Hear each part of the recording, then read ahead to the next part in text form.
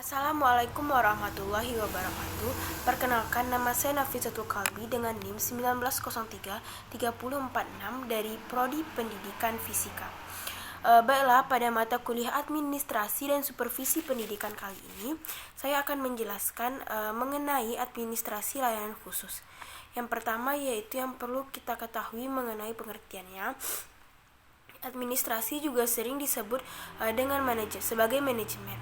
Manajemen merupakan alat untuk mencapai tujuan yang diinginkan, yaitu suatu kegiatan yang mengatur semua kegiatan di dalamnya mencapai suatu tujuan.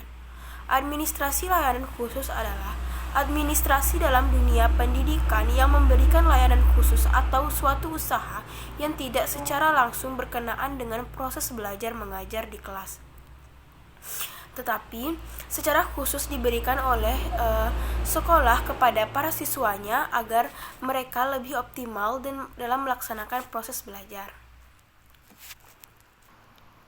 Administrasi layanan khusus di sekolah merupakan bagian penting dalam manajemen berbasis sekolah atau MBS yang efektif dan efisien. Sekolah merupakan suatu sarana yang bertujuan untuk mencerdaskan kehidupan suatu bangsa, termasuk negara Indonesia. Hal ini sesuai dengan Undang-Undang Nomor 19 Tahun 2005 tentang Standar Nasional Pendidikan, Bab 2 Pasal 4 yang memuat tentang adanya tujuan pendidikan nasional. Untuk memenuhi tugas dan tanggung jawab tersebut, maka sekolah memerlukan suatu manajemen layanan khusus yang dapat mengatur segala kebutuhan peserta didiknya, sehingga tujuan pendidikan tersebut dapat tercapai. Administrasi layanan khusus di sekolah pada dasarnya ditetapkan dan diorganisasikan untuk mempermudahkan atau memperlancar pelajaran saat dapat memenuhi kebutuhan khusus di sekolah. Pelayanan khusus diselenggarakan di sekolah dengan maksud untuk memperlancar pelaksanaan pengajaran dalam rangka pencapaian tujuan pendidikan di sekolah. Pendidikan di sekolah antara lain juga berusaha untuk peserta didik agar senantiasa berada dalam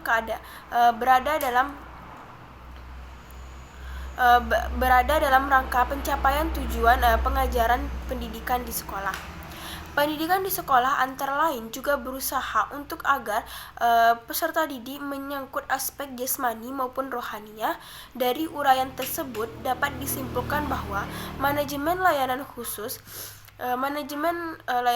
adalah suatu proses kegiatan memberikan pelayanan kebutuhan kepada peserta didik untuk menunjang kegiatan pembelajaran agar tujuan pendidikan bisa tercapai dengan efektif dan efisien.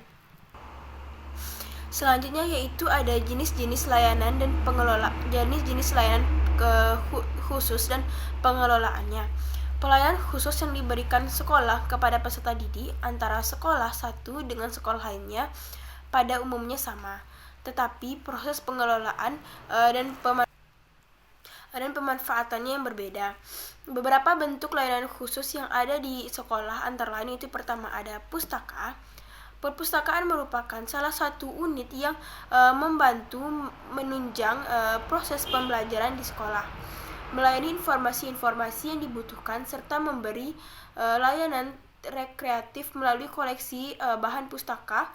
Lalu menurut Anas Tanjung pada tahun 2012, ia mengatakan bahwa perpustakaan sekolah adalah perpustakaan yang bergabung pada sebuah sekolah dikelola sepenuhnya oleh sekolah yang bersangkutan, dengan tujuan utama membantu sekolah untuk mencapai tujuan khusus sekolah dan tujuan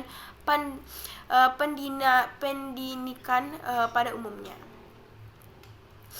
Lalu ada beberapa jenis perpustakaan sekolah yang pada dasarnya disesuaikan dengan jenjang atau tingkat sekolah yang bersangkutan.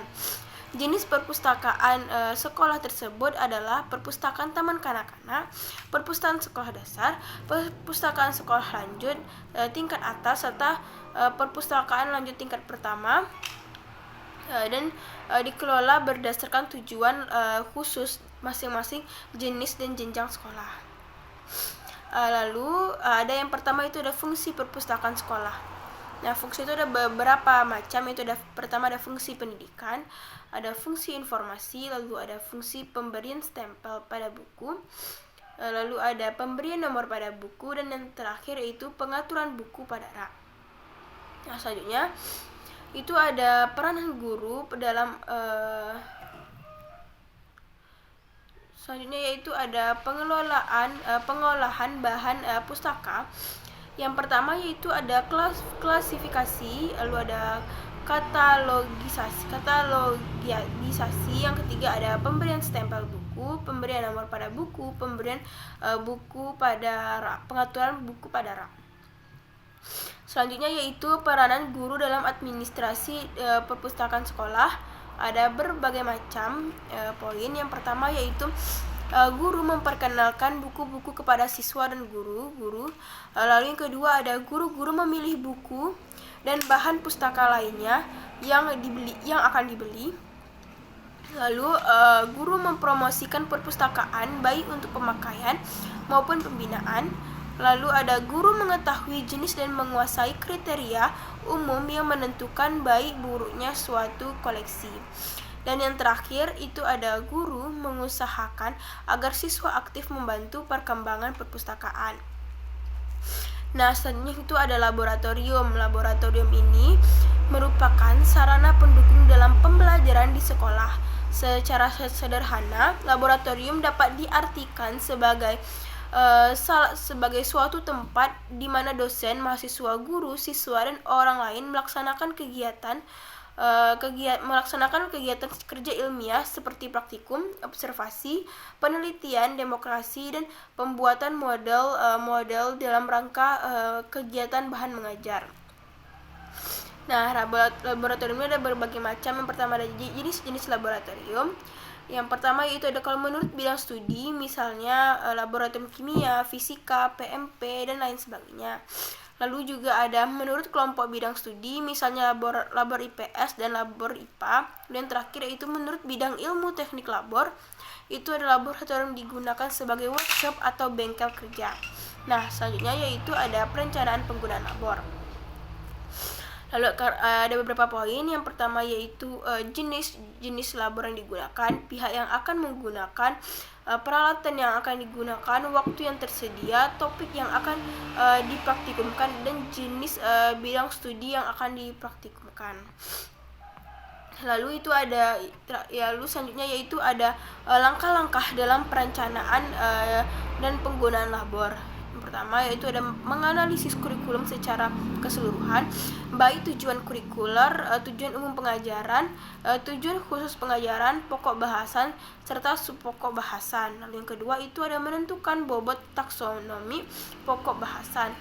Yang ketiga itu adalah mengembangkan materi dari pokok bahasan. Yang keempat ada mengembangkan desain instruksional.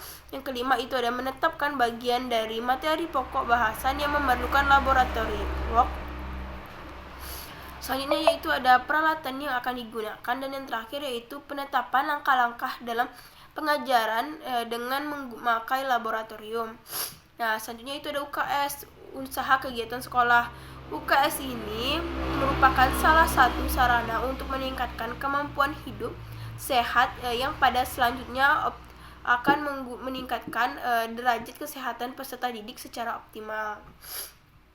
Nah, selanjutnya yaitu ada UKS. Selanjutnya ada tujuan usaha kesehatan sekolah atau tujuan UKS itu ialah untuk meningkatkan kemampuan hidup sehat dan derajat kesehatan peserta didik serta menciptakan lingkungan yang sehat sehingga memungkinkan pertumbuhan untuk perkembangan yang harmonis dan optimal dalam rangka pembentukan manusia Indonesia yang seutuhnya.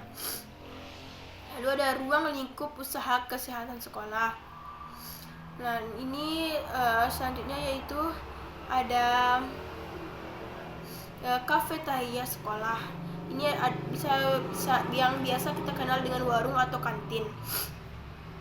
Pada awalnya didirikan bukan hanya mempertimbangkan unsur bisnis semata, tetapi lebih daripada itu. Keberadaan kafetaria atau warung atau kantin sekolah ini diharapkan mampu menyokong kelancaran proses belajar mengajar dari sisi keperluan akan makanan siswa.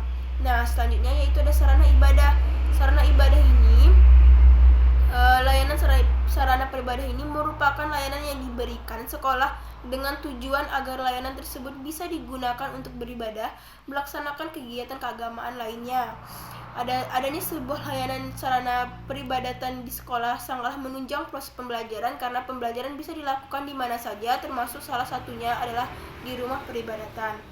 Nah, selanjutnya yaitu ada asrama. Manfaat dari layanan asrama ini banyak sekali. Yang pertama yaitu tugas sekolah dapat dikerjakan dengan cepat dan optimal. Lalu sikap dan tingkah laku dari peserta didik dapat diawasi, dan jika di antara peserta didik mengalami kesulitan dapat saling membantu dan dapat meringankan kecemasan dan orang tua terhadap putra-putrinya. Dan yang terakhir yaitu merupakan salah satu cara untuk mengendalikan tingkah laku remaja yang kurang baik. Nah, selanjutnya itu ada koperasi. Koperasi ini berasal dari dua kata yaitu co dan operation, yang berarti kerja sama untuk mencapai tujuan.